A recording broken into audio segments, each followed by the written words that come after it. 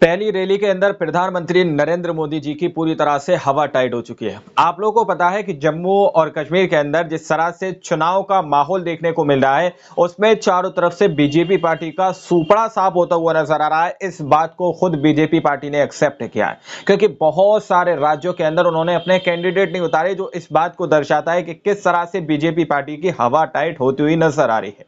अब देखिए, हमारे साथ वरिष्ठ पत्रकार मौजूद है, उनकी रिपोर्ट में आप लोगों के सामने रखने जा रहा हूं। उस रिपोर्ट से आप लोगों को पता चलेगा कि किस तरह से प्रधानमंत्री नरेंद्र मोदी जी जम्मू एंड कश्मीर के अंदर जब भाषण दे रहे थे, वहां पर उनको खुद नहीं समझ में आ रहा कि आखिर क्या भाषण दिया जाए और किस तरह से यहां की जनता का मन मोह किया जाए, अपनी ओर आकर्षित किया जाए, ताकि वो बीजेपी पार्टी को जिता सके।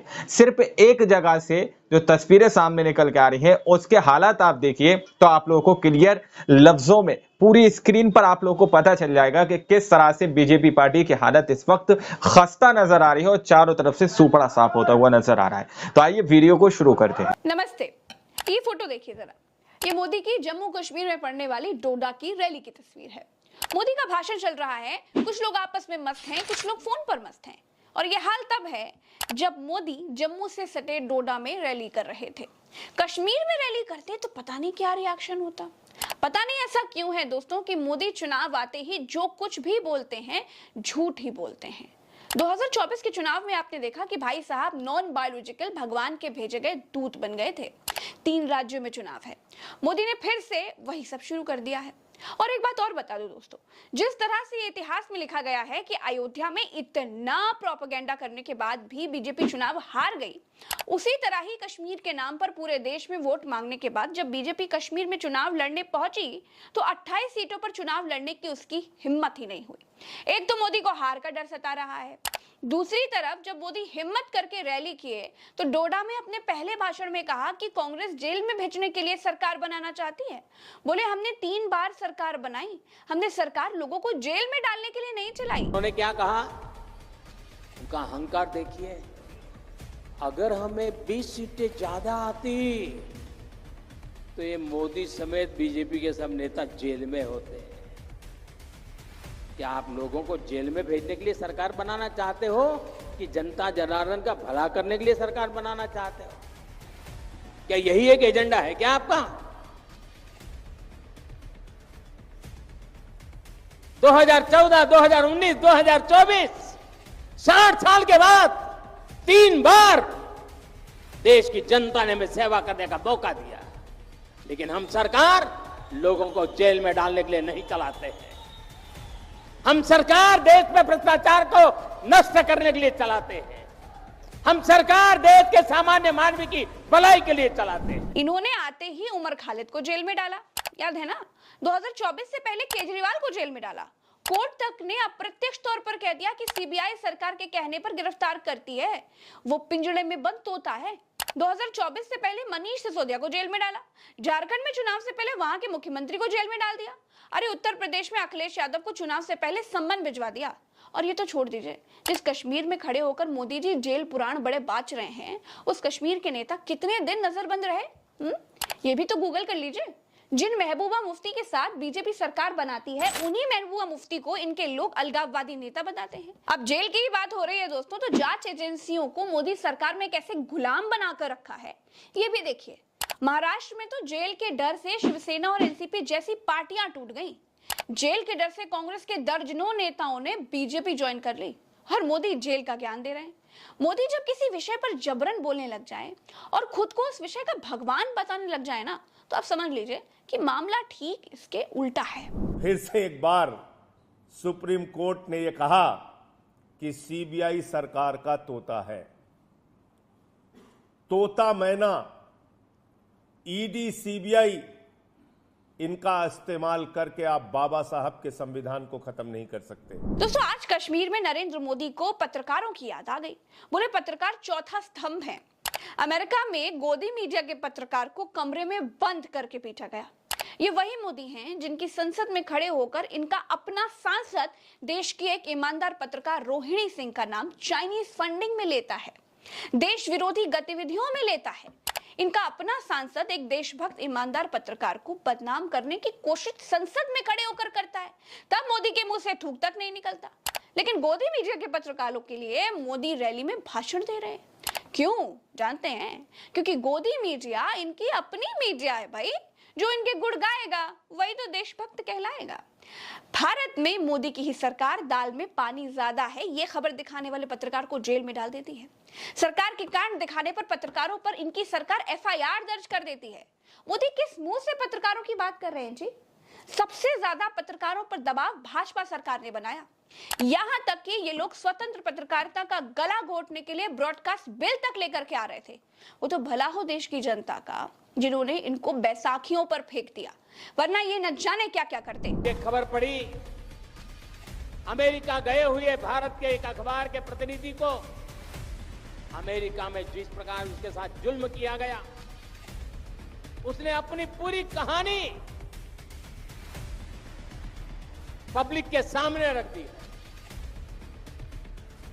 अमेरिका की धरती पर हिंदुस्तान के एक बेटे को, वो भी एक पत्रकार को, और वो भी भारतीय संविधान की रक्षा के लिए काम करने वाले पत्रकार को कमरे में बंद कर करके उनके साथ जो व्यवहार हुआ है, क्या ये लोकतंत्र को, संविधान की मर्यादाओं को उजागर करने वाले विषय? भारत में संविधान को मानने वालों ने नरेंद्र मोदी को ऐसा झटका दिया, ऐसा करंट दिया है कि अब मोदी को सपने में भी संविधान दिखाई देता है। मोदी के अपने सांसद, अपने नेता चुनाव संविधान बदलने के लिए लड़ रहे थे, तब मोदी जी के मुंह से थूक तक नहीं निकल रहा था कि भाई हमारे सारे नेता झूठे हैं, मैं सच्चा हूं, हम संविधान में बदलाव कतई नहीं करेंगे। लोगों ने संविधान बदलने वालों को सत्ता से बाहर का रास्ता दिखा दिया। मोदी बैसाखियों पर आ गए।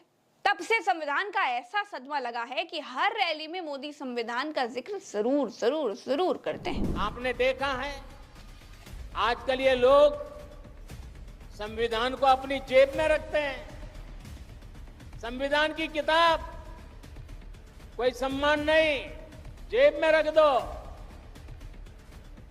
और ये दिखावा क्यों कर रहे हैं? अपने काले कारनामों को छिपाने के लिए कर रहे हैं। हकीकत क्या है? ये जम्मू कश्मीर का बच्चा बच्चा जानता है। संविधान को जेब में रखने से उसका अपमान कैसे होता है? क्या पर्स में भगवान की फोटो रखने से अपमान होता है? क्या गले में भगवान या फिर अल्लाह का या फिर जीसस का लॉकेट पहनने से उनका अपमान हो जाता है? तो फिर संविधान जेब में रखने से संविधान का अपमान कैसे हो गया? कुछ भी, मतलब कुछ भी। ना मोदी को समझ में आ रहा है कि कश्मीर में कैसा भड़काऊ भाषण दिया जाए भैया, ना मोदी के लेखक को समझ में आ रहा होगा कि क्या लिखा जाए। मोदी का कश्मीर में दिया गया भाषण पूरा उलझा हुआ था दोस्तों। ऐसा लग रहा था कि मोदी कश्मीर में भाषण देने नहीं आए, बल्कि 2024 में मिली हार की खिसियाहट मिटा रहे हैं। कभी संविधान की बात, कभी पूर्ण राज्य के दर्जे की बात। पता नहीं क्यों मोदी यहाँ ये बात नहीं कह रहे थे कि अगर कांग्रेस जीती तो वो आपकी भैंस खोल ले जाएगी, वो आपका मंगलसूत्र छीन लेगी। चीची भैया, कांग्रेस वाले तो मांस खाते हैं, मांस खाने वालों को वोट मत देना, उनको मत जिताओ।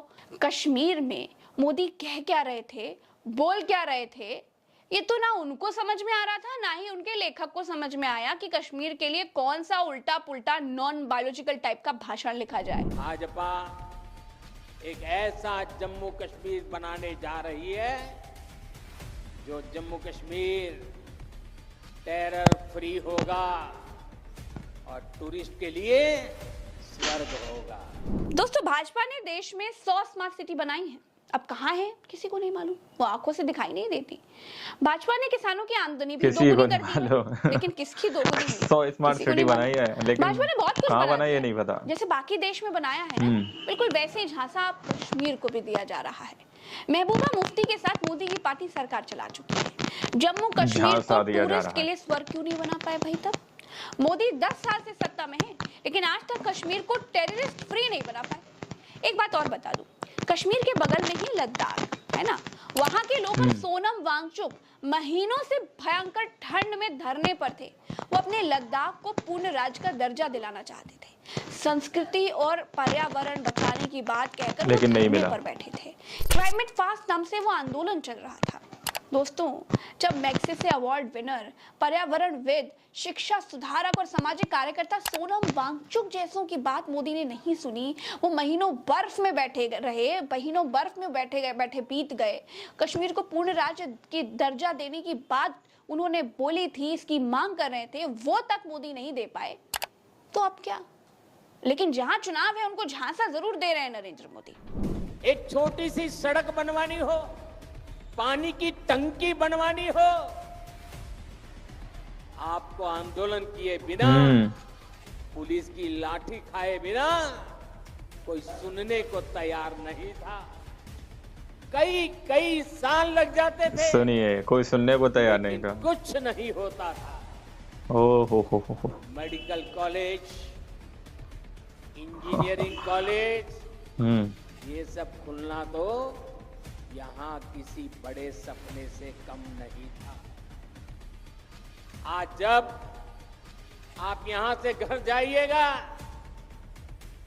तो इत्मीनान से जरूर सोचिएगा कि क्यों आपके बच्चों को दोस्तों, जम्मू कश्मीर, झारखंड और हरियाणा में बीजेपी की हालत बहुत टाइट है। मोदी अपने राजनीतिक करियर के ढलान पर हैं। 10 साल में मोदी समर्थक और उनके विरोधी भी एक बात समझ चुके हैं कि मोदी की करनी और कथनी में बहुत बड़ा अंतर है। मोदी वोट के लिए रैलियों में कुछ भी बोल सकते हैं, कुछ भी कह सकते हैं। मोदी ही एक अकेले ऐसे नेता हैं कुछ भी बोल सकते हैं, कुछ भी कर सकते हैं। वो जो बात कहते हैं, अमित शाह उसको कभी भी जुमला कह सकते हैं। झूठ तो खैर मोदी जी का अति प्रिय साथी है ही। अभी के लिए इतना ही, मुझे दीजिए इजाजत। हमेशा कभी जुमला कह सकते हैं। राम राम, दुआ सलाम, जय हिंद। जम्मू कश्मीर हमारे देश का नंबर 1 राज्य बने। जम्मू कश्मीर ऐसी सरकार चुने जो जम्मू कश्मीर का विकास कर सके। दोस्तों, यही मेरा मानना है। नमस्कार दोस्तों, आप लोगों ने इस वीडियो को शुरू से आखिर तक देखा। वीडियो के अंदर साफ तौर पर बताया गया, दिखाया गया कि किस तरह से प्रधानमंत्री नरेंद्र मोदी जी के सामने एक स्क्रिप्ट लिखी जाती है। जो भी भाषण देते हैं उनके सामने एक स्क्रिप्ट होती है, लेकिन लेखक को खुद नहीं समझ में आ रहा कि वहां के लिए क्या लिखा जाए, जम्मू एंड कश्मीर के अंदर आखिर क्या लिखा जाए। 10 सालों के अंदर प्रधानमंत्री नरेंद्र मोदी जी ने जम्मू एंड कश्मीर के अंदर क्या ही किया है।